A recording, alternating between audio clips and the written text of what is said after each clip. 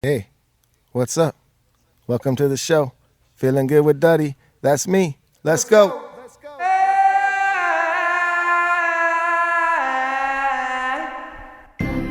What is happening? We are back with another episode of Feeling Good with Duddy.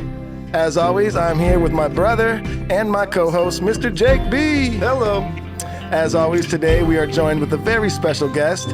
But before we introduce her, episode 26, Jake, what's up? What's new?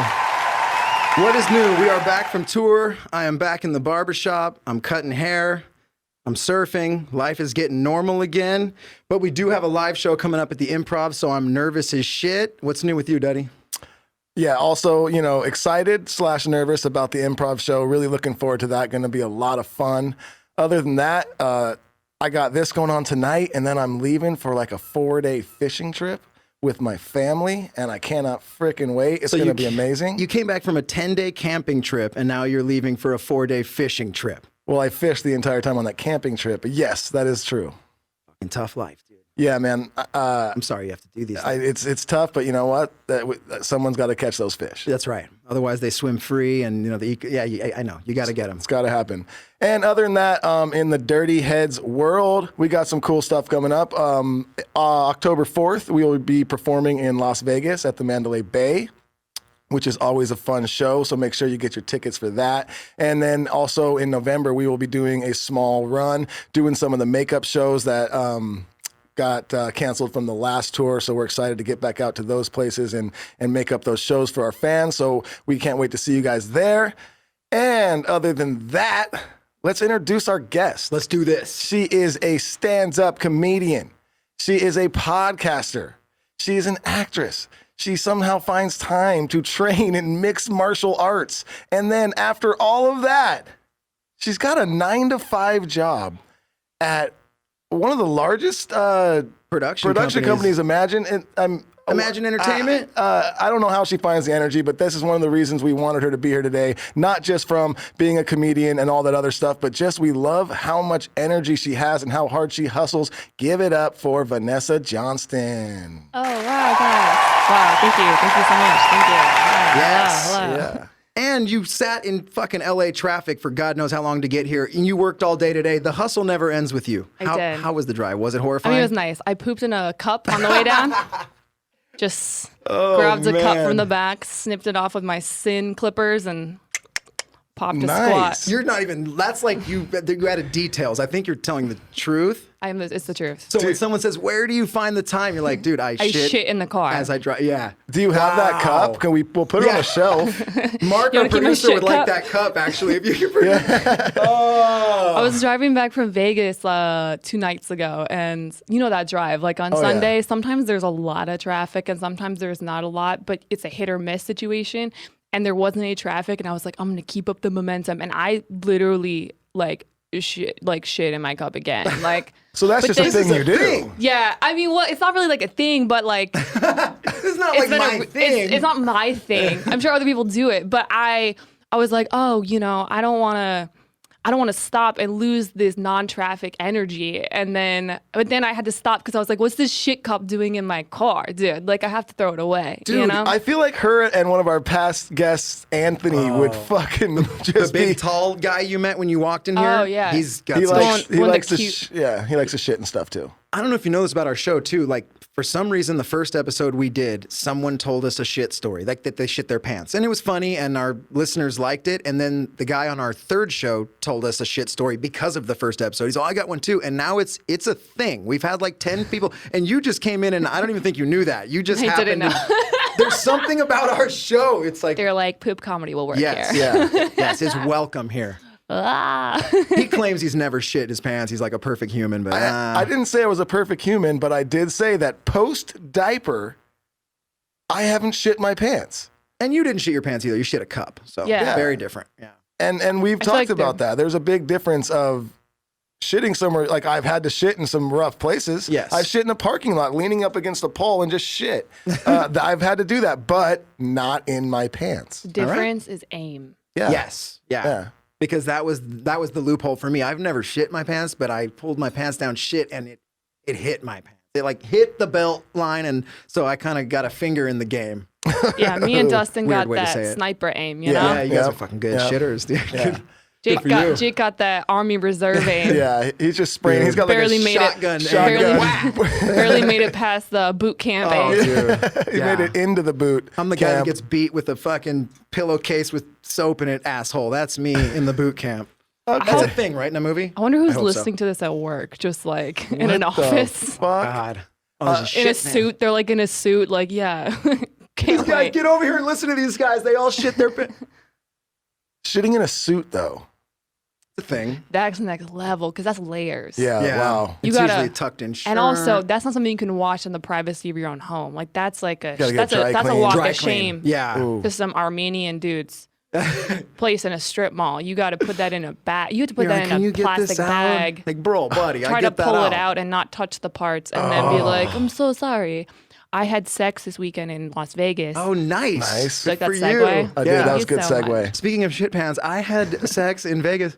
And we we had sex so much that the last time we had sex, I bled, and I thought he like fucked. I thought he like broke something in my body, and at first it hurt really bad. But then I was like kind of proud of him. I was like, no, don't feel bad. Like you should be proud of yourself. Yeah. Like if you fuck an injury into a girl, like you should. That's an Yeah, applause, dude. you know? Wait, let's get him on the show. This So, guy- so you're gonna call him back? Yeah. Okay. So anyway, but I was at this hotel room, and then I saw the blood. There was like blood all over the sheets, and I was like, oh, oops. And then I left, and my friends were like, oh, did you leave a tip? And I was like, no, I didn't know that you're supposed to tip people to clean it up. Oh, the clean, yeah. Because it's the same sheets. You still get washed. Don't have to do extra. Are you sure you weren't just Yeah. on your period?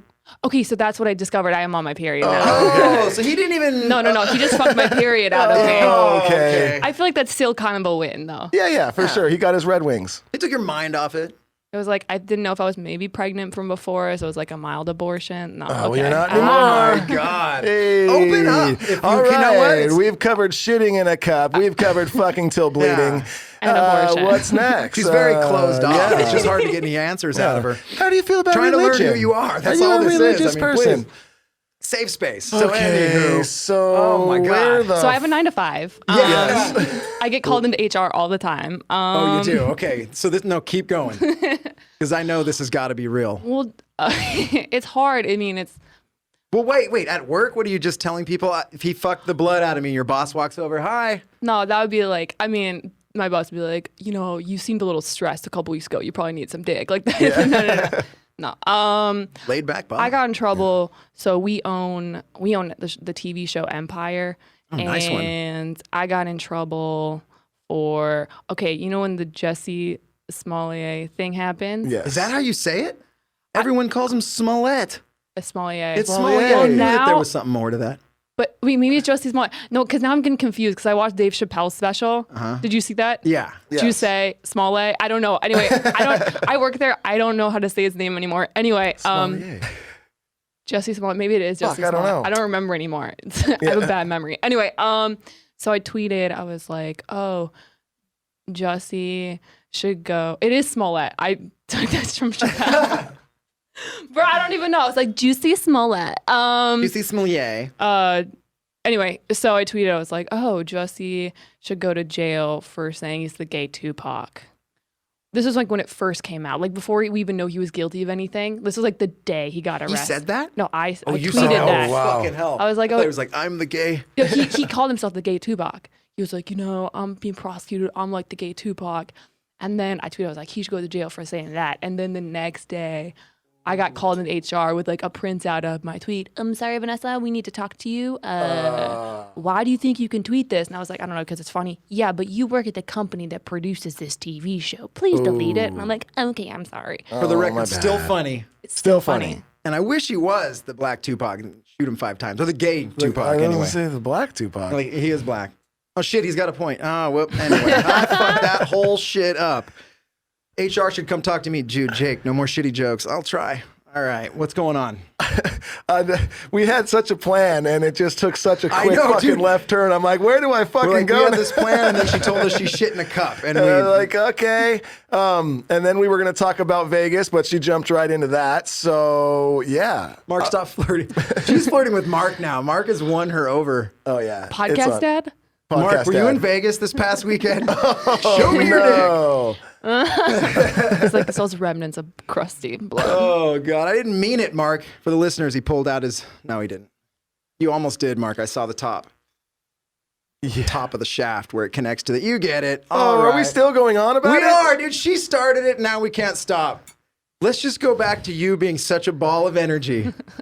Let's just go there. Let's just go into the word of the day today. Dude. Let's Oh my go in God, there. Vanessa, So already every killing show, we like to have some sort of word that just, the word of the day, something that's going to be inspiring or make you feel good or just make you think. And today, having Vanessa on, our word of the day is energy, because she just has so much energy. And I loved what Jake had to say about it, how you have to use energy to create energy. And what were you saying about some that? people will say, like, look, Vanessa, for instance, she could go do the 9-to-5 job and go home and be, I'm tired, I'm exhausted, or she could go do the 9-to-5 job and maybe do one stand-up set somewhere and go home. I'm tired, I'm exhausted.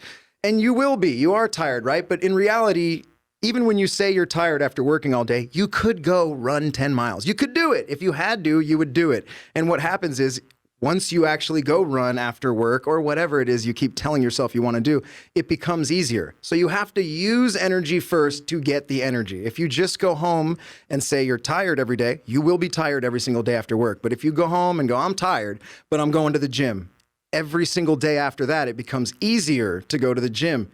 I guess what I'm saying is, energy, you have to start the ball rolling for it to continue rolling. And someone like Vanessa, fucking hell, when did you start this ball rolling? And it's obviously not stopping. I can't believe how far you guys have to understand. Like LA to Tustin, where our studio is, on a Monday in traffic is just nuts to want to drive anyway. And she did a whole day of work among everything else she does. And she drove all the way here. How do you find the energy? What's your story? What the fuck? You get off work. What goes through your head? Well, I wake up at 7 a.m. 7 a.m. The sound of that. A cock or That's her alarm. yeah, or just like a actual cock hitting me in the face. Bitch, wake up, That's suck my Mark. dick before breakfast. And I'm like, get up, go to my office, suck office dick, which is basically just, not actual The dick. worst kind of work, dick. Yeah. work dick. I don't know what. for like 8 hours, just Yeah. a slow. Just a slow tug. Just a slow, like, are you coming yet? Nope. Okay, just a slow 8 hour. Can I take a 10 hour. lunch break? No, keep. Okay. Okay, keep going. I work until about like 6, 7-ish p.m. and then I leave and I go do stand up or I do my podcast or I train groundlings. I don't know. I just do something. I always work. But here's the thing. People look at, I think, because people are like, how do you do all this stuff? I think people look at their work life or their is like, okay, it's from 9 to 6, right? That's my work life, and then everything else is my me time. I just don't have those boundaries. So to me, it's like my work life is from 7 a.m. to 11 p.m. That's my work life. Like 7 to 11, I work every day, and that's so when I get done with work at 6, it's like, or at that job, I'm just like, all right, now I have 5 more hours to go do more work, another job. That's how I look at it. I don't know. I don't think it's a formula. But some people do think they're like, how do you I don't, you just do it. I am tired all the time. I think it is important. This is what I think is important. I think it's important to get, the amount of sleep you need. I don't drink alcohol. I don't drink caffeine. I smoke weed like once a while. I just started doing mushrooms, which is very exciting. I just started growing mushrooms. I love mushrooms. Oh shit, you got into it. I got into it. Just started growing mushrooms. Unsuccessful. We'll see how it goes. I have 2 plants in my house that are like regular house plants, and the only reason they're alive is because they're those plants that get sad when they're thirsty. So we'll see. Oh shit. My green thumb is like Yeah. a light mint green at best. You might kill the mushrooms, is what you're saying. Yeah. They might just be like, they just might end up being mold. Who knows? So yeah, I don't know. I just get up and go. And it is one of those things, like you said, it's a snowball. So when you push something, the most amount of energy it takes to get something moving is when you start it, right? So the hardest part is just starting. And then if you keep the ball moving, it's pretty easy to keep it moving. But if you stop the ball, it's hard to start pushing it again. Yeah. So that's like when I go at 7 a.m. Okay, fucking here we go. Blah, pushing that and just go until 11 p.m. That's I think the best way to do it. You just told yourself the ball doesn't stop rolling till 11. Yeah. So I'm going Here till we go. 11. We're going all in. To be honest with you, there's I'll take a couple days off a month, like 2 weekends ago, I took a Saturday off and I was like, I'm not going to do shit. I'm going to take it easy today, have no plan. Bro, I got nothing done. I watched like 5 hours of Vampire Diaries and I was supposed to do 2 spots that night. And I was like, I don't want to get out of bed. I'm just going to cancel. Yeah. I canceled them. I mean, it wasn't like a big show or anything, but it was still stand-up. I should have gone up. Mm-hmm. I was like, Yeah. I'm in this bed. Like, I don't I'm get in the this ball zone. rolling. Yeah. That's the hardest part, is just getting it started. Yeah. That's Getting how it started. fast it happens too. I'm sure you guys see it. You guys go on tour and stuff. All the time. And I see it with myself, like when I'm on the road, it's just like you said, you're just constantly going and you get into that mode where you're just like, go, go, go, go, go. And I get home and like all I want to do is just chill. And I see how easy and how quick I could just become lazy. It takes like a day. Like you fuck, I don't said, do one day anything. off. You're like, Next thing you know, you're just napping like in the middle of the day, every day. Yeah. Fuck, I gotta do something. But that usually happens for me for like a couple days after I get home from tour. And then I gotta do stuff. And I'm back in, I just gotta get the ball rolling again. So it's just like you got to use energy to create energy, and we're not talking about just like energy to go run around and do shit. Like that goes for anything. Like you said to me earlier, we were talking about this. You walk into a room and you've got negative energy right when you walk in there. You're gonna bring down the energy of that whole room. you will create You're negative gonna energy. create more negative energy, and that's gonna spread. Or you walk into a room with this just great energy and this positive vibe, that's gonna spread so quick, and you're gonna create so much more positive energy, and next thing you know, that room is just going to be an amazing place to be. So it's all up to you, how much work you want to put into it, how much energy you want to spend to create more energy, and what kind of energy are you trying to create? Positive, yeah. Yeah. And this is that's why we love these. We always try to find some sort of word where anyone who's listening can immediately plug it into their day. Like it's not fucking brain surgery. It's not like anyone who's hearing us say this, you already know this. You already know this, but maybe someone who's listening, like you wanted to start something, but you tell yourself you're exhausted after work. Just start it tomorrow or tonight. I don't know when you're listening to this. And then the ball will continue rolling. I mean, look at Vanessa's Instagram, go to Vanessa Johnston's Instagram. First of all, you'll see a little bit more. No, the Vegas stories have now been 24 hours. They're past. But you got to hear a little of the Vegas story here. And just, if you need motivation, go to her Instagram. You'll be like, how do you even find time to do it all? And she shits in a cup. You guys know. Shits in a cup. It ain't easy. No one's saying it's that, but the energy's there. It's in your body. Yeah. You got somewhere Let to it be. out. You got somewhere to be. You're running out of time. You're racing down the freeway. You got to get there. You're running out of time. You don't want to be late. You fucking shit in a cup. You shit in that cup because you know what? That's going to be a little shitty, but you're going to get through that. And then when you get there and you make it to the meeting on time, Jake, guess what? That's going to make you feel good. And on this show, we have a couple sponsors, and they are things that make us feel good. So let's Segue get into king it. every Yeah, fucking I'm fucking good at segues, man. I don't know why. I just am so good at them. First, Koi CBD. What an amazing product and amazing company. I talk about it all the time. I use the drops every morning. I love the way it makes me feel. They've got so many amazing products for you. You got to check it out. But what I want to talk about right now, I talked about it last episode. They just started having, they have CBD products now for dogs.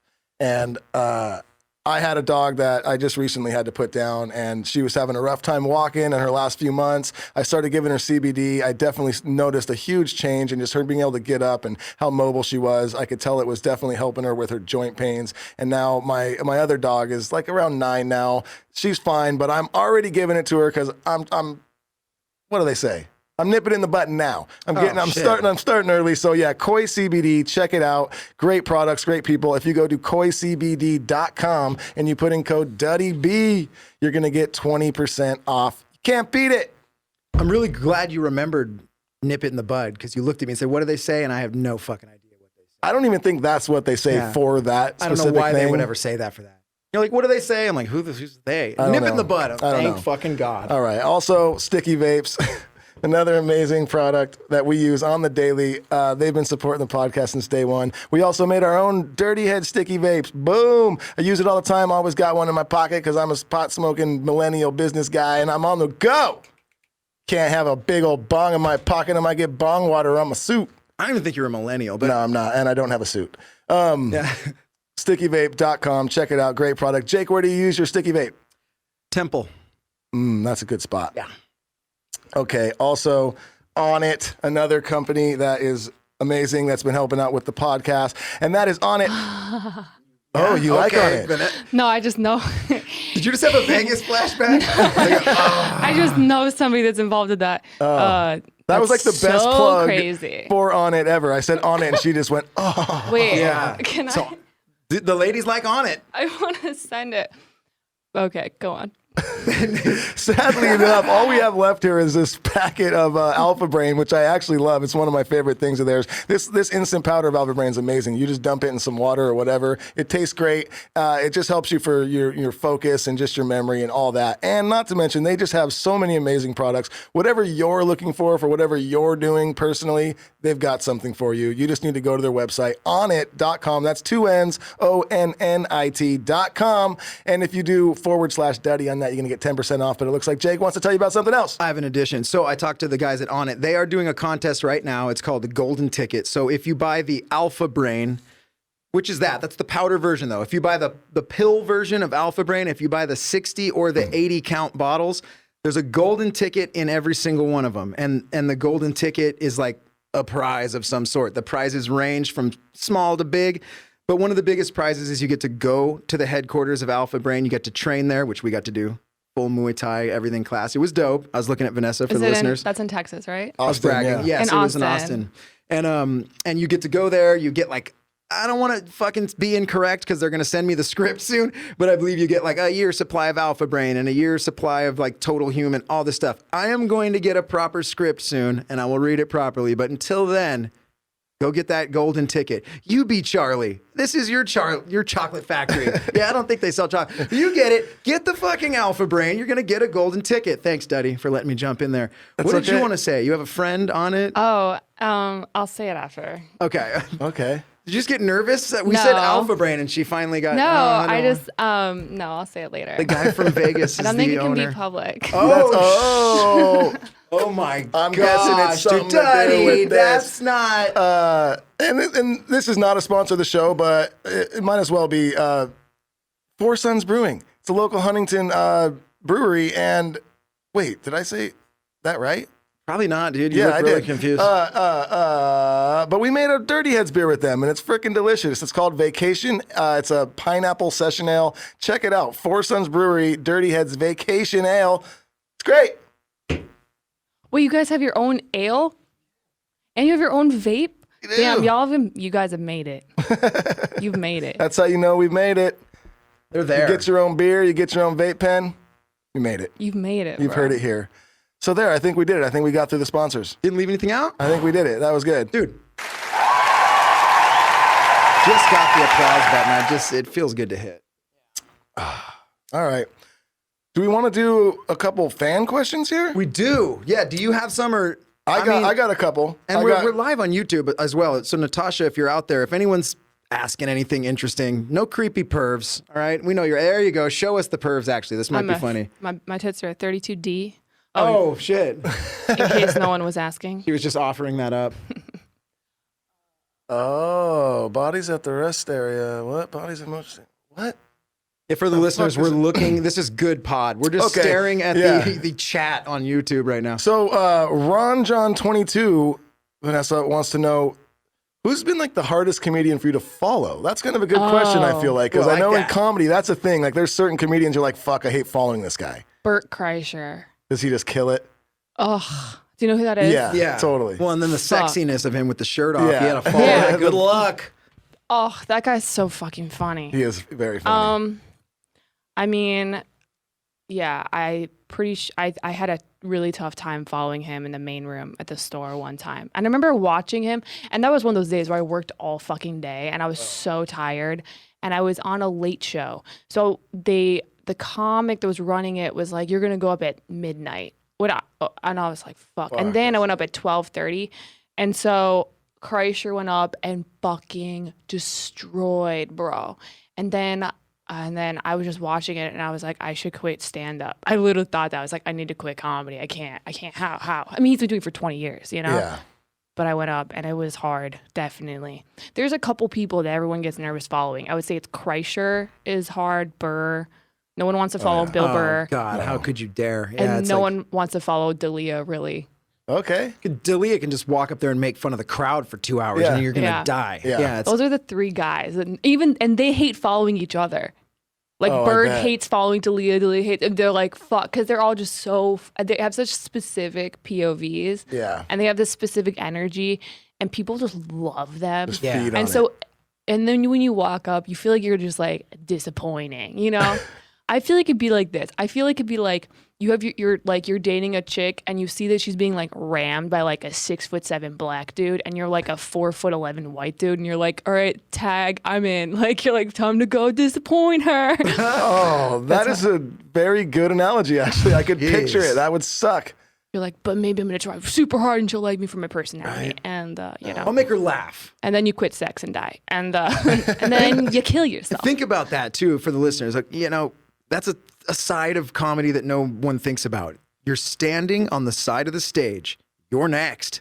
And you're watching someone absolutely murder an entire audience. It's hard enough to go on stage and try to tell jokes anyway. I've never done it. I can only imagine how horrifying it is. Most people don't even want to talk in front of their class, you know? Yeah. And imagine that. You're next. Your whole job is to go out there and make all these people love you and want to laugh, and you're watching someone just absolutely take all the laughter out of their bodies. Like, there's no more left. And then you got to go out there. I'm a huge boxing fan, always have been my whole life. And they would always say, like, it's the loneliest sport on earth. Like, yes, you have a team that you train with, you know, coaches, whatever, but you win and everyone's happy. But when you lose, they're like, you're in the shower by yourself after the fight alone. It's not a team, Yeah. you know? And even if you're in a band and you're watching, you know, fucking Rage Against the Machines on before you, and you're like, how the fuck do we follow this? They don't play before anymore. You know, yeah, no shit. Well, I said that because I remember from when they were first starting, bands saying they were the opening band on this tour, and we were like, I want to fucking quit, like you said. So even with a band, you've got 4 or 5 bandmates with you. You're gonna go up there and get your ass kicked alone. Alone. Vanessa has to walk into a dark room, grab a single mic, and make all these people laugh that Bert Kreischer just destroyed. Put yourself in that position and have respect for fucking comedians, dude. Like, That's tough. holy shit. Well, and like some days you don't feel like going to work. Oh, yeah. You're like, Yeah. I don't feel like going to work today. I just kind of want to like show up and go home. And comics have that. Every single comic has that. So some days you're like, I fucking don't want to come to work today. And then some asshole goes up. It's like you're in a meeting. You're like, I don't want to be in this meeting. Can we just get this meeting over? And some fucking teacher pet motherfucker goes up and it's like, brings a PowerPoint with pictures, and it's like, I'm Bert Kreischer. the articulate Manchester, the Manchester thing, and you're like, oh no, I have to talk. Oh god damn it! And then you go and do your best, and sometimes you crush it and you surprise yourself, and other times you disappoint even your dead relatives. You're like, fuck. You don't even want to go to the grave. I can't look at the headstone. You told a great story on a podcast you were on, Stevie Weeby, I believe it was, podcast, which is Bobby Lee's brother. And you were on that podcast, and you guys were talking about with Steve Byrne, who's a great comedian that you were on tour with, and it's about this sort of. It was a day that you were going to open up for Steve Byrne, and you weren't feeling it. Do you know what I'm talking about? Yeah. No, I'll let you tell I'm it. actually doing the Hollywood Improv tomorrow evening with Steve Byrne and a couple people. Plug. Oh shit! Well, this will be out tomorrow morning. So Perfect. go to the Hollywood. Sorry, you say it. Wednesday night, Wednesday 10 p.m. Hollywood Improv main room. So Steve Byrne tonight, if you're getting this podcast, comes out tomorrow morning. crew will be there. Oh yeah!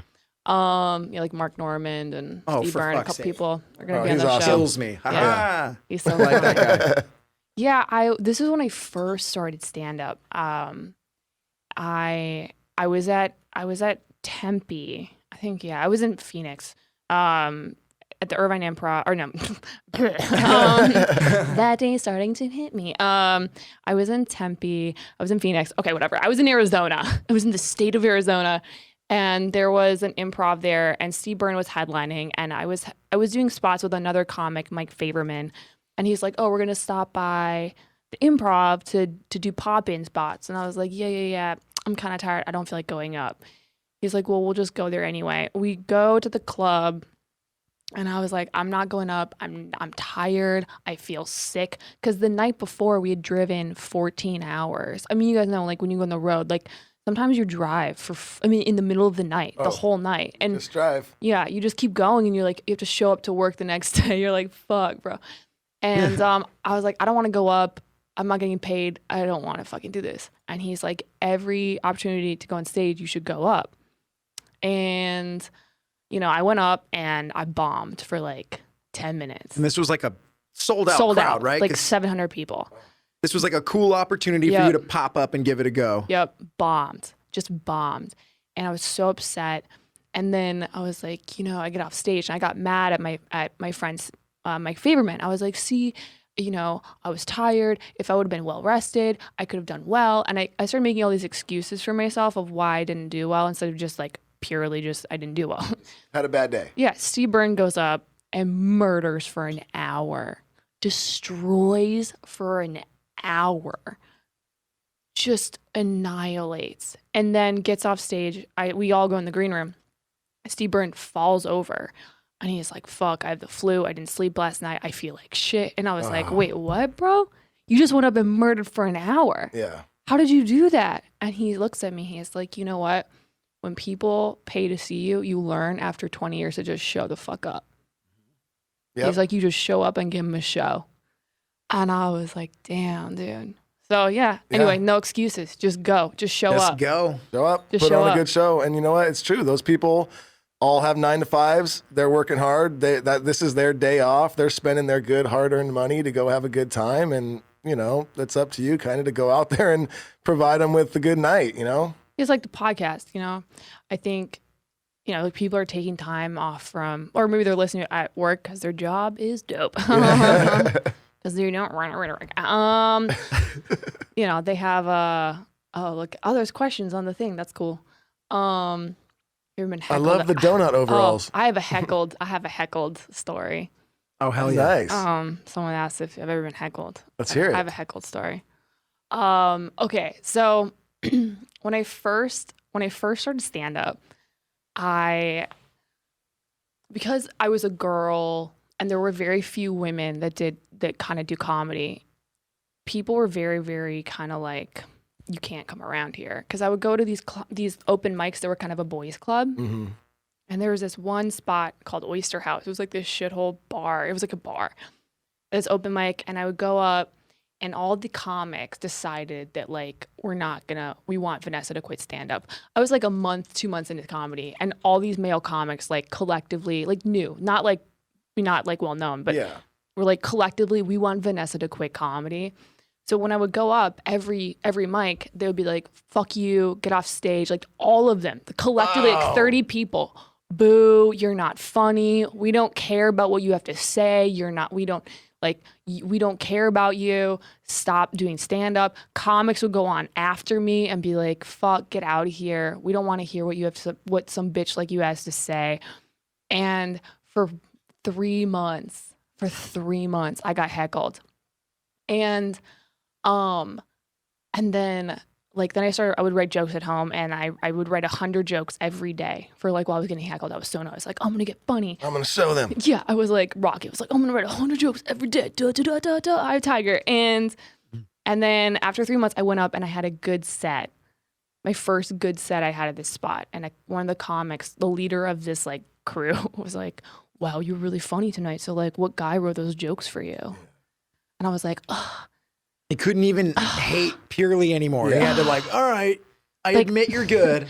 But let me throw this jab at you at the same time. That's kind of another lesson in it all, too. It is, man. Don't worry about haters, everybody out there. Duddy and I have talked about this before. Like, dude, every one of us is being hated on. Like, the coolest person that you ever think is fucking cool, they're being hated on. Everyone's hating.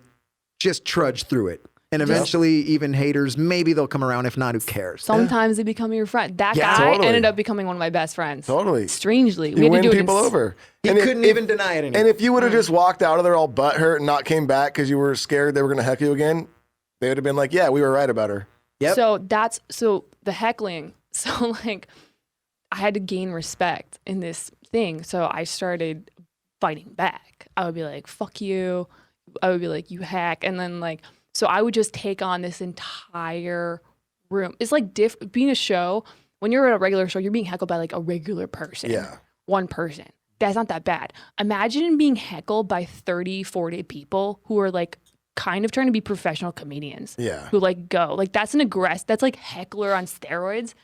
So I started getting really good at crowd work because I would just get back at them and I would shit on them, be like, fuck you, dude, fuck you. And then I started getting their respect. And then I became friends with a lot of them. Which was like, if you're making fun of this guy, these three are laughing at him, maybe. Yeah, like, yeah. Oh, she fucking. and got then even you. the comic, because the comic is like, oh, you got me, dude. Yeah. And then you kind of build a respect, like Totally.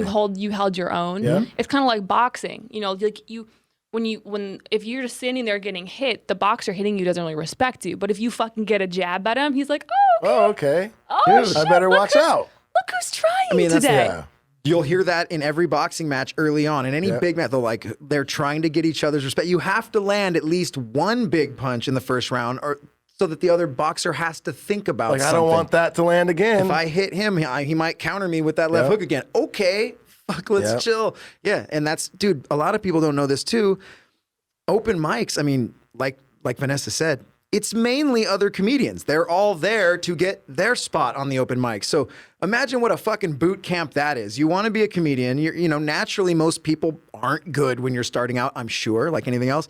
And you're sitting in a room full of other people that are trying to be hilarious, and they're not stoked for you. Like, you're taking their spot, So, and now especially you got a girl come, she looks different, she's cute, she's everything. They're fucking...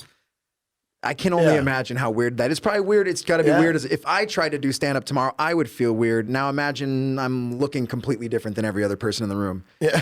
So you've had to work a bit harder, I would say, than most people. A little bit. What's Little interesting bit. is I think people think that female comics, there's kind of like people like, oh, it's probably easier to be a comic because like you're a girl and guys want to do stuff for you. But it's not true because guys kind of like, it's non-comedy, dude. Like, guys are like, fuck you, this is... Because they feel you're stealing their spot. Because on a lineup, there's only like 8-10 spots. Well, so you're just going to get it because you're a cute girl. yeah, but it's not like that. Because if you look at most lineups... Here's the thing. I tell people, I'm like, if it was like you could be a pretty girl and just become a comic, most lineups would be like one dude and like 10 female comics. But even now with all of like the Me Too and the like all of this movement towards female equality... The majority of lineups in Hollywood are all men. There's not a single woman on a lineup.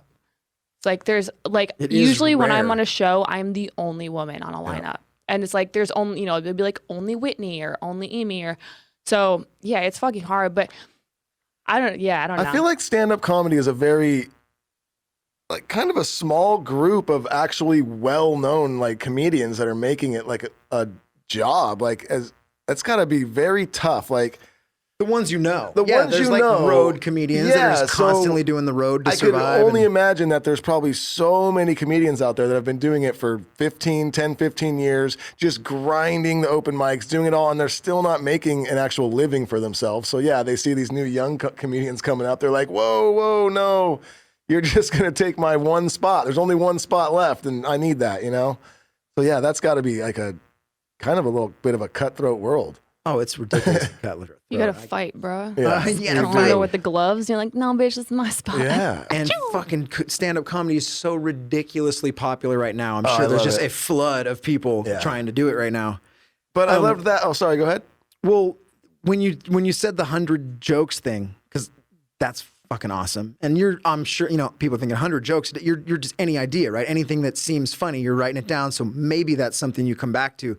I know that I know you're on Kill Tony for like a year. So that's a podcast I really like, but I just got into it. I've only been listening to Don't it for go like back. a few months. I know. Don't listen to my episodes. But just for the I listeners, was so bad. Vanessa, like just a few months into your stand-up, right? Yeah. Don't go back. Fucking don't go listen. back.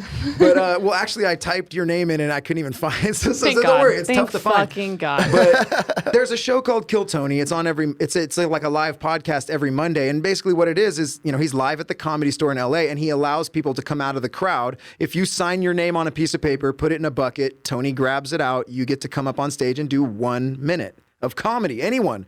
If you go down there, listener, tomorrow, you know, next Monday, maybe you get picked. You're on stage on a podcast.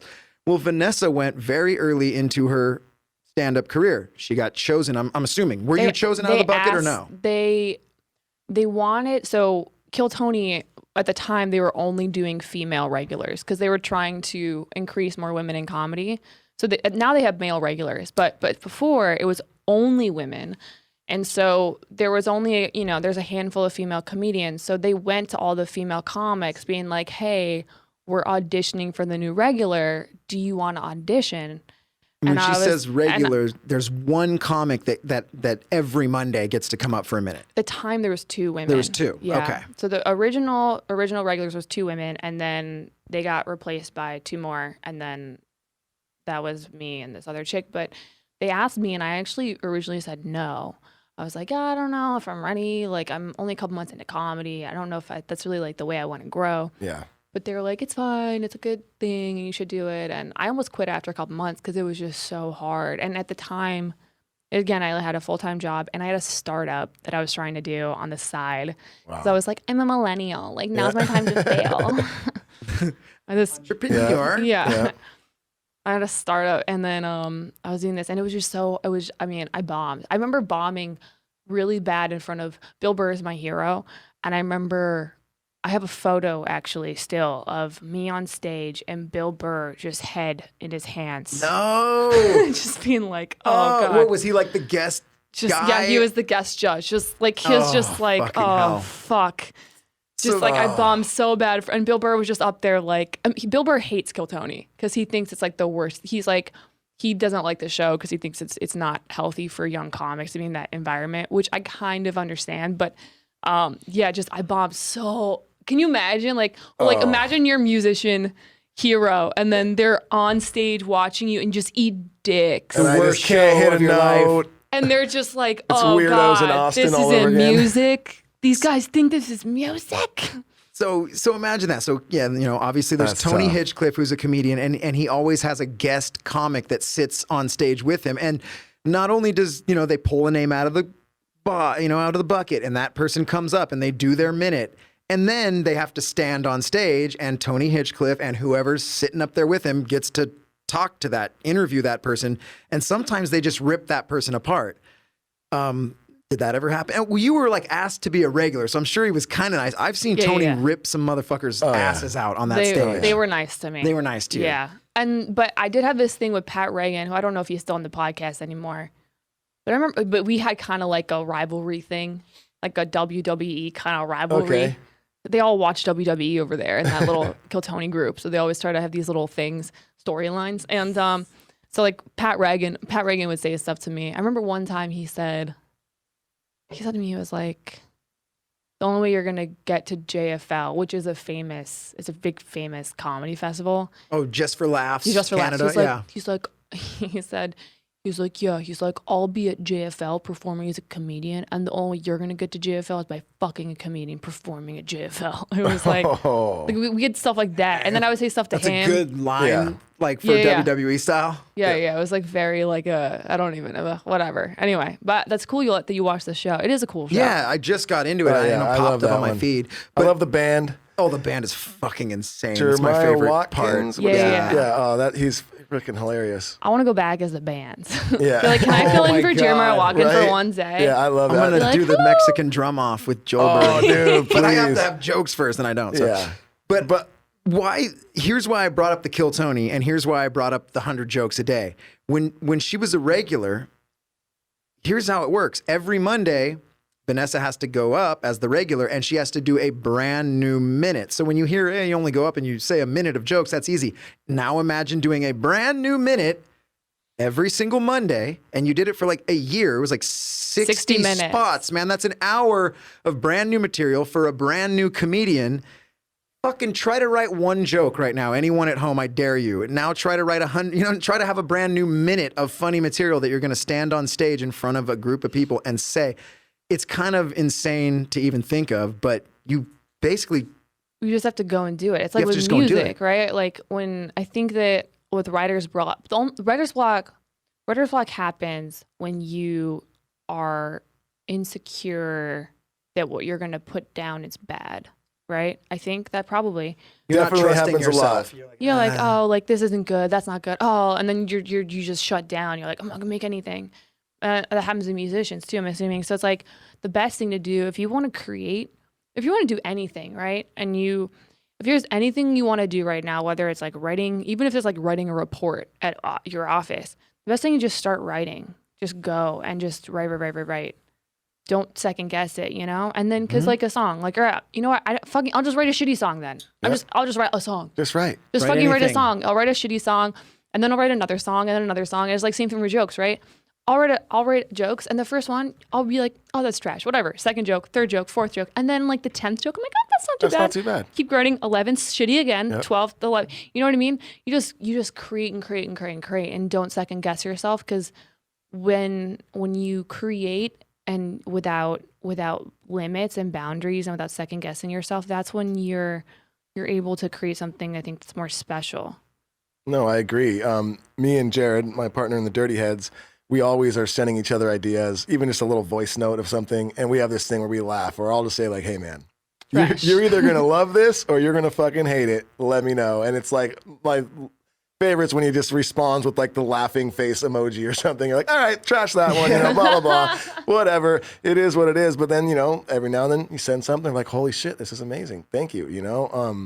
On that note, don't be afraid to just start, but also find that person that you respect, that you can bounce stuff off of, that is going to be honest with you. They're not just going to be like, oh yeah, that's great. Have that person that's going to be like, you know what? You're better than that. Like, I know you can do better, or at least give you some, constructive criticism. You can always have that person that you love to bounce stuff off of. I think that's good to have. It's the best. Yeah. Comedians always form little groups, right, of people they can trust that'll be honest with their jokes. You got your friends at everything you show, and they're like, that's fucking great, bro. And you're like, no, it's not that good. Or sometimes you want to create something and it's not going to work. Like, you might write a song, you're like, I can't ever let the public see this, Like, you're like, why am I screaming about, like, fucking cockroaches or whatever, to, like, something weird that's inappropriate or offensive. Comics have that a lot. You're like, I used to write a lot of rape jokes, and like Holocaust material. It's very funny to talk about. So, well, I was very private about it. I just started getting more open about it because that's how I lost my virginity. I was raped when I was 13, but I was so embarrassed about it. I would never say it out loud. I was like, oh, because I felt like I was being a victim if I said it out loud. But I would write rape jokes and do that because it made me feel better. And then I would get criticized. This was like 4 years ago. I would get criticized by people like, wow, you shouldn't say that. That's offensive to victims of rape. And I was so insecure about myself being raped and so embarrassed that I wouldn't even be like, well, I was raped so I can say that. I was like, no, you're right. I shouldn't say it. It might hurt people's feelings. So I just stopped doing it. But it's weird because but comics loved the jokes. Like, comics loved my rape jokes. Like, I would do it at open mics and comics would be like, but that's the funniest rape joke I've ever fucking heard. You're a hero. So sometimes it's just good to have like those, to just give it to those people who are like, you know what, you can never say this to regular people because it's not meant for regular people. But for these weird fucked up artists, they're like, I indulge in this weird thing that you made. Like, I used to have I had this rape joke that, this was the one that was like, comics loved it and regular people was like, you're going to go to hell. It was, can I say it? Of course. Okay. Better at this point. You look like your arms are no, tense. I'm just fucking like, we're gonna excited. get our sponsorship so stolen excited from to hear us. this joke. We'll be on CNN this later on. So the joke was... Is this about Antonio Brown? Oh, yeah, right. The joke, I was like, oh, because I'm bisexual. And so I was like, yeah, I was dating this girl, but we broke up because she was really bad at sex. And I was surprised because she had been molested as a kid, and I figured she'd be great at sex, like those people who started piano lessons when they were 3. And regular people would be like, oh? I feel like you could slide that in. Do you think that most people Oh, that's I just a think- solid joke. Do you think It's a most great people are actually offended by that? Or do you think most people think it's funny but want to say that they're offended by it because they think that that's what should be right? I think it's a combination of both. It's a Yeah. I feel like we're coming out of this now because it all went so far, and everyone was like, "I don't even want to fucking hug my mom anymore." I'm fucking, and now it seems like people are kind of pulling back. People that were crazy into the, fucking whatever, crazy lefties or whatever, are coming into the comedians. Bill Burr, I'm sorry, not Chris, fucking like Joey Chappelle, Diaz. everybody's yeah. like coming out and finally saying, fucking hell, can we Yes. tell a joke? Yes. But think the times are relaxing, at least for comedians. I mean, it's good that everyone got Yes. all into this because we needed to move everything forward as a society. But now it's relaxing a bit. I feel like you could tell that joke again. I mean, feel like you maybe. could've told it I don't. all the I time, feel like but- there's really no gang, but I do think that it's like my dad committed suicide almost a year ago, and he did it right before, a couple days before Thanksgiving, and I had a couple shows at the Improv right after it, and I had to go. I was like, oh, I have to go up. I can't cancel it because I had 2 shows at the Improv in the main room. As a younger comic, you're in a lineup, you know what I mean? Like, it's so lucky to get on those stages at all. So I was like, oh, I can't cancel. I have to go up. But it feels weird doing my makeup material. Yeah. You're like, guys, why do I look like Mowgli without makeup? Like, I can't go up there. My dad just fucking shot himself in the face, So I went up there and I just talked about my dad's suicide for 12 minutes. I had no material. I just went up. But it was somehow funny. Like, I was like, oh, he hated holidays. And this was a weird way to say he didn't want to come this year. We can't talk him out of it. He can't come to Thanksgiving this year. He's dead. And Wow. but it helped. But for a month, Talking about it, I mean, Yeah. at least, for a month, I talked about his suicide on stage, and it was very cathartic. And then I never did it ever again because I was like, oh, it served its purpose. Yeah. But I had people who committed suicide who saw it, and they're like, oh my God, no one's ever been able to make suicide funny to me. Thank you so much. So to some people, I mean, it might have been offensive because they have people respond to trauma and process and cope with trauma in different ways, right? And that's where we have this divisiveness in response to comedy. There's some people who respond to trauma, and if they have something that happens to them, they don't want to address it, right? They want to shut it away. Okay, I got raped. I don't want to think about it. I just want to put it in the back of my mind. So anytime anyone brings up rape, you're like, oh fuck, why are you making me think about that? Yeah. And now I'm reliving that pain. Now I'm a So it victim feels again. like you're hurting me because you're making me relive it. Yeah. Some people cope with it by just ignoring it, right? And I think those are the people that probably get offended by a lot of these comics jokes about stuff that are touchy. Then there's a group of people, I would say I'm like this, where comedy is how I cope with things. My mom had schizophrenia. She was locked up most of my life. She would get put in a straitjacket. The cops would come to my house, put her in a straitjacket, bring her to the mental ward for a couple months. She'd come back for a month, be good, then go back to the ward and come back. And it was that cycle my whole life. My dad, I had 3 siblings. My dad, the way he helped us deal with it is he would make jokes about it. I don't even know how, because I still can't make schizophrenia funny. Yeah. But my dad was able to make it hilarious. Every time my dad would make these act outs of her when she was crazy. They were hysterical. He would just go right into it. Oh, head they were first into it. hysterical. It was me and 3 little kids, and we were laughing hysterically. We were all on the joke. We were making jokes about it. Your mom just got taken away and you're all laughing. Yeah, I honestly think it's the only way I was able to cope with it and go to school the next fucking day. Totally. My mom would run around the house being there are demons taking over our house. There's demons taking, running around. There's I have a 3-year-old. There's demons taking over the house. The devil's writing on me. If you were a regular kid and took that seriously, how the fuck would you go to school the next day and listen to math? My dad made it so funny. And it was just a joke. The whole thing, he just made the whole thing a joke. My mom, the cops would come. She would get in a straitjacket. He would make fun of it. And then we're you know what? That's our mom. But it made it a positive, as positive it could be. And that's the only way I was able to survive that. All the kids in my family are all very successful. My sister's a head super fancy chef. My brother's a top opera singer. My one brother is a little weird, lives in the basement. But 3 out of 4, that's not bad, given the circumstances. So 2 brothers, 2 girls. 2 boys. two boys, 2 girls. So I was that's the way I could. So I cope with trauma through comedy. Anytime, the more fucked up something is, the funnier I find it. I think as a defense mechanism. And that's how most comics are. So that's where it's like, it's kind of sad where you have a group of people who are like, okay, I cope with fucked up things through comedy. Then you have another group of people who are like, well, I cope with things by ignoring them. And then they're the ones blogging. How dare you bring this stuff up and make it funny? It's just two different coping mechanisms. Totally. Yeah. I mean, everybody copes with things, differently. Like some people, comedy. Some people listening to music. Some people just, being alone and being in the quiet and whatever. Everyone copes with things differently. So who are we to tell people they're wrong for what they're doing? Just if something's bothering you, don't pay attention. Move That's along. the whole thing. It's like, don't watch. Just don't pay attention. But you have to respect everyone. Everyone's gotten their voice out in the last couple years. Like every fucking voice has been heard. That's a good thing, And now we can. Now you were able to dissect it. If you didn't go through the last year of being in LA and being in comedy and hearing all these voices, just fuck, am I allowed to talk on stage anymore? Maybe you wouldn't have the thought process that you just shared with us. And maybe everyone's learning that now. Maybe even the people that have been pointing fingers and saying shut up, maybe they're going, okay, it's a little much. maybe I just deal with it a little different. And maybe if people that have also been raped or lost a father or had a schizophrenic mother, maybe if they hear this, like, oh shit, oh, maybe I shouldn't be so hard, because maybe that comedian is making fun of something that happened to them and that's how they deal with it.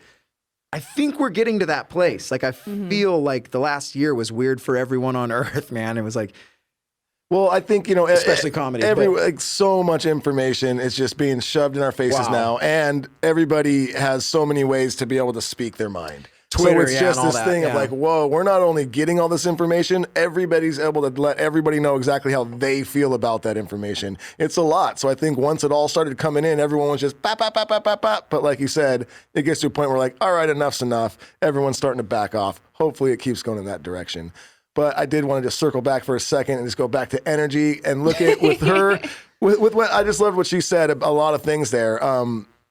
When she started out in comedy and she had all of these, comedians giving her just bad energy when she was up on stage, heckling her, telling her she sucked. She could have taken that energy and just went home and sat on it and just sulked and let that just ruin her and quit. And then she would have probably had some negative energy towards other people on things they were trying to do moving forward. But she didn't. She took that negative energy she was getting and used that as an inspiration to create energy for herself to start writing 100 jokes a day and working on her craft. So she took that negative energy and just turned it into inspiration and created positive energy for herself. And she's even done the same with all the tragic things that have happened in her life. She could have let either of those things would have ruined and have.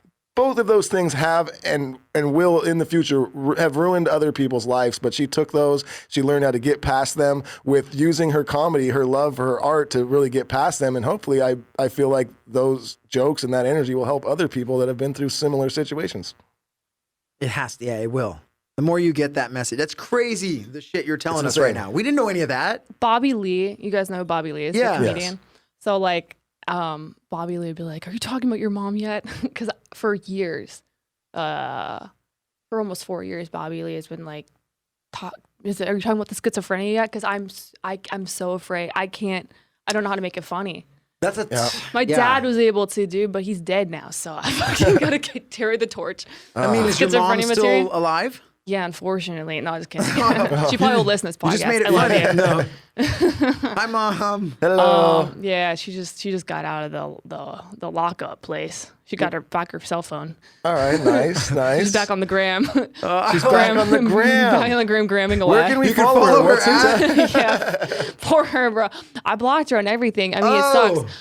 I let her see my Instagram, but I blocked her on the cell phone because I just can't. Sometimes it's like when you come from a family or when you come from a childhood of chaos or like here's the thing, when you grow up with people who are toxic to you. I love my mom. I know that she did the best that she could given her circumstances. There's not a mean bone in her body unless her medication's off, then she could be like a demon. But like for the most part, she's a good person. And I love her, but like she's toxic to me. Like when her name pops up on my phone, I have a panic attack. And I like literally feel nauseous just seeing her name. Like seeing the word mom makes me feel sick. And it's just because like it's the unknown of like, oh fuck, what's next, And I feel like a lot of people have maybe that friend or that's kind of like a little bit of a loose cannon or maybe a bit toxic. And sometimes you have to learn to just be like, you know what, I know it's not good for me to be in communication with her all the time. So I have her blocked on my phone. She's not allowed, she can't call me. I call her sometimes when I know I have the mental space and energy to be okay with it. But she follows my Instagram stories. That's how she's able to keep up to my life. That's good. Okay, this is becoming a bummer, huh? No, Energy. it's not. It's good. Energy. It's good. People need to hear this. I'm sure your mom loved your Vegas story. Well, let's get into it. Okay. From last week. Do you know about our Bandcamp segment? No. Wait, I listened to the podcast, but maybe I missed this part. It's just a story from the road. Really? Oh, okay, yes, You know I do know this. about this. Yeah, Yes, you know yeah. what's Do you got like a funny or cool Like a story you want to funny share road with us? story? It doesn't even have to be a road. It could be anything. Any Yeah. just a story that stands out to you that you think would be entertaining. It's funny because I thought of one because they told me about it, and now I'm like, oh man. I got a little drop I'll do. And Don't then feel the anytime- pressure. Okay. Oh, and this one time at band camp, Or no, whenever you think of anything. No pressure. Bro. If you- I know. Okay. Okay. Yes. The first time I went on the road, I didn't want people. A lot of comics, when they go on a road for the first time as a young comedian, you go with a headliner, right? Just like in music, Totally. you go with a headliner. Because I was a girl and there's a stigma associated with women going on the road with people, because majority of comedians are men. There's very few female comedians. And almost all of them only take dudes on the roads for some reason. I don't know why. But I was like, oh, I'm going to go on the road by myself because I want people to respect me. So I slept in my car for 6 months and went on the road. And I would drive for Postmates in random cities. And then I would do comedy in like Portland. So one night I was in San Francisco doing comedy, and there is this neighborhood called the Tenderloin. Now at the time I wasn't familiar really with the Tenderloin. For those who don't know, Tenderloin is considered the most dangerous neighborhood in America. Oh, wow. It's basically a free market for drug lords and like sex seller people. So usually in most cities, there's kind of like, it's like grids, right? So like, oh, this block is this pimp and that block's that pimp and this drug dealer. So the Tenderloin is a free market where there's no lines. There's this little section, and there's 3 really good comedy clubs in this little section that are like kind of underground. Anyway, I slept in my car in the Tenderloin outside the comedy club because I was like, oh, it's probably fine out here. It's fine. I wake up one day, I woke up in the middle of the night to a dude peeing on my window. Like right where you're. Yeah. Like peeing on my fucking window, bro. And I was like, oh, damn. Nice dick. Yeah, I was like, I made it, bro. Oh my This guy's. God. I was like, I needed a car wash. You know, this is free. Thank you so much. And then he asks you for change. He wipes it down. Hook it up, man. Yeah, he wipes it off. He's like, all right, that'll be $5. You're like, okay, Oh well, my you know. God. I mean, you did show me your dick. I probably should tip you. Yeah, all right, $6. So what's worse, piss on a window or shit in a cup? We started with shit and ended with piss. I know you bookended it nicely, dude. We didn't even get into so much. We want the podcast. I hope we can get you on again. I would love to come back. Let's chat about your podcast Oh, real yeah, quick. yeah. I mean, right before we did, there's no rush on us getting out here. Vanessa has an amazing podcast. This is how I found out about her. So aggressive. Pop it up for the people who are watching on YouTube to see. And I've noticed something like so far. How many episodes now? You're in like the almost 20-ish. Yeah, Yeah. 20-ish. There. It's 20-ish, and it's been all women so Yes. far. What's going on? What's your podcast? We only have, okay, so when I started the podcast, because of my relationship with my mom and her being schizophrenia, I had a very kind of strange relationship with women. I was very scared of women. And now I have almost only female friends, which is cool. It's been this growth period. But the podcast was kind of designed to get to know women and see women who are, you know, doing cool things and are just like badass in their industries. Like we have athletes and comedians, and I'm starting to get scientists on, and I want to get like an astronaut on, you know, Nice, like cool chicks. So it started out, we're only having women. And then one of my friends, Curtis Lepore, who is he was like the #1 guy on Vine, and he's like a big social media comedian star guy. He was like, you know, when can I've had guys ask me to do the podcast. They're like, can I do your podcast? And I was like, oh, dude, we only have women, you know? Chris Moore is like, so Curtis asked me, he's like, can I do your podcast? And I was like, oh, dude, I only have women. He's like, can I come on as a woman? And I was like, what? He's like, I'll come on as Peggy Sue, because he has this character he does on Instagram or on Vine called Peggy Sue, where he wears a wig. It's like him and King Batch used to do all these sketches together where they had wigs and pretend like they were girls. So he's gonna come on the podcast in 2 weeks as a woman. So we might have dudes now. Nice. Coming You just gotta on. dress up as a woman. You just have to dress up as a woman. Fucking loophole, dude. So if you All guys right. want to come on, put wigs on, and come on as I'd chicks. fucking All I love gotta to do is put just, I'll just pigtails. throw a couple like melons under my shirt and I'm in, dude. I'll wear a dress. Yeah. I get on your show because Lance turned me. So we have a mutual friend, Vanessa, and I had never met her till tonight, but her, our mutual friend is Lance, and Lance had told me about her podcast. So I listened, and I listened. And one of my favorites was, I think it was episode 3. We had the girl who was in the army. Yeah, Lulu. She was awesome. She's coming back tomorrow. Dude, actually, she's fucking cool. And the story of it's a great one. I think it's episode 3. Is it not? Yeah. Anyway, everybody, go subscribe to So Aggressive, Vanessa Johnston, and you'll get to that episode. But my wife was in the military, so I just thought it was cool when I was hearing her story of acting up and talking back. It's fucking a great episode. But so I was turned on to you, through Lance, and that's how I, found out about you, was just listening to the first few episodes, and it's fucking. And I had just started this with my brother at the same time, so I'm like, oh, how cool, and I was asking Lance, I want to be on her show, and he's like, Too chicks, bad. only Only chicks, chicks, dude. And I'm like, all right, that's cool. And I mean, it makes sense. Why not? You guys can come on. Put on some. We're getting wigs. I'm into it, actually. Put on I'm some melons. so really down. into I'm it. so Lance, down. you heard that? You guys can create female alias names and then Oh, just dude, be like, I'm in. "Hi." That's easy. We can do Yeah. that in a heartbeat. We had cowboy names. What was your cowboy name from back in the day? Deputy DB Feather Whistle. Yeah, dude. I forget mine, dude. You awarded me mine. Back in the day when we would tour the Dirty Heads, everyone had to have a cowboy name. Another thing that happened on the tour bus with them, which was funny, is everyone who was on the tour bus, in the Dirty Heads tour bus, you had, mom jokes. Every guy, I was fucking banging your mom. If you came on the Dirty Heads tour bus, you had to tell everyone your mom's actual first name. So that way all the mom jokes were Personal. really They nice. got Cutting bad. deep. It got So I just bad. remember cowboy names everyone had, and then everyone's mom's first name was just getting tossed around real easily. Oh, the fun days. But we can come up with girl. No We'll come up problem. with girl ones. Yeah, Daddy's we'll come like, up with I already girls. got long hair. Yeah. I'm set. He's in I'm there. set. No, I'll throw on like a nice skirt. I'll get into it. That would be cool.